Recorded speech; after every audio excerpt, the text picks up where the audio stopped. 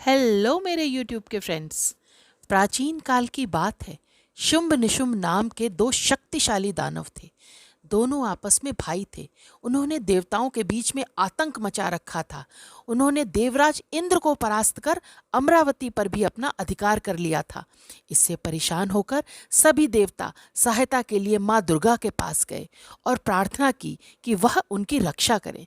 दुर्गा भगवान शिव की पत्नी पार्वती का ही एक रूप है। तो माता पार्वती देवताओं की सहायता के लिए तैयार हो गईं और उनके शरीर से एक दिव्य सौंदर्य से युक्त एक देवी प्रकट हुई जो अंबिका नाम से जानी गई। एक दिन जब अंबिका वन में विचरण कर रही थी, तब दानव शुंभ निशुंभ के चाटुकार चंड मुंड ने उन्हें देखा और उनकी सुंदरता का वर्णन शुंभ निशुंभ से जाकर किया। अंबिका की सुंदरता का वर्णन सुनकर शुंभ निशुंभ ने उनसे विवाह करने का निर्णय कर लिया और अपने संदेशवाहक सुग्रीव को अंबिका को लाने को कहा। आदेश पाते ही सुग्रीव देवी अंबिका के पास पहुंच गया और जाकर शुंभ निशुंभ का संदेशा कह सुनाया। परंतु अंबिका ने कहा कि मैंने प्रतिज्ञा की है कि मैं सिर्फ उससे विवाह करूंगी जो मुझे युद्ध में परास्त करेगा। तब सुग्रीव बोला, तुम एक अबला हो, तुम मेरे स्वामियों की क्या बराबरी करोगी? तुम्हारा और उनका क्या मेल? उन्होंने तो देवताओं को भी परास्त किया हुआ है। चुपचाप मेरे साथ चलो। परंतु देवी ने उसे मार भगाया।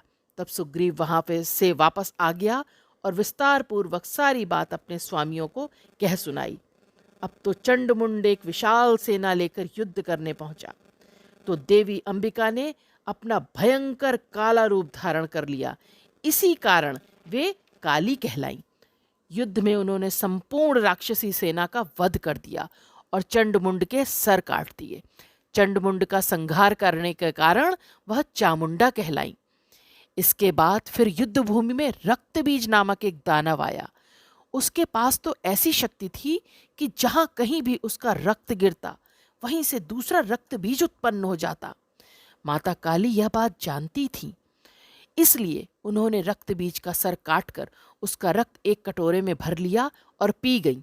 इस तरह असुरों का संहार करते करते माँ काली उत्तेजित होकर नृत्य करने लगी। उनके इस नृत्य से चारों ओर विनाश होने लगा। वह अपने मार्ग में आने वाली प्रत्येक वस्तु का नाश करने लगी। उनके नृत्य से पृथ्वी पर प्रलय आरंभ हो गई। पर माँ काली थी कि रुकने का नाम ही नहीं ले रही थी, बस नृत्य किए जा रही थी। यह देखकर सभी देवता चिंतित होकर भगवान शिव के पास गए। तब शिवजी माँ के रौद्र रूप को शांत करने के लिए मृत असुरों के बीच लेट गए। माता क्रोध में नृत्य करते करते वहीं पर पहुंच गईं और उनका पैर शिवजी पर पड़ गया। तब वह झट से शिवजी के ऊपर से हट गई और बोली, हे देव, मुझे माफ कीजिए। ऐसा कहते हुए क्षोभ और अचरज से उनकी जीभ बाहर आ गई। इस प्रकार उनका नृत्य रुक गया और विश्व की रक्षा भी हो गई। फिर इसके पश्चात माँ काली ने दुर्गा रूप धारण कर शुंभ निशुंभ दोनों को वध कर दिया और देवताओं को उनके अत्याचारों से मुक्त कर दिया।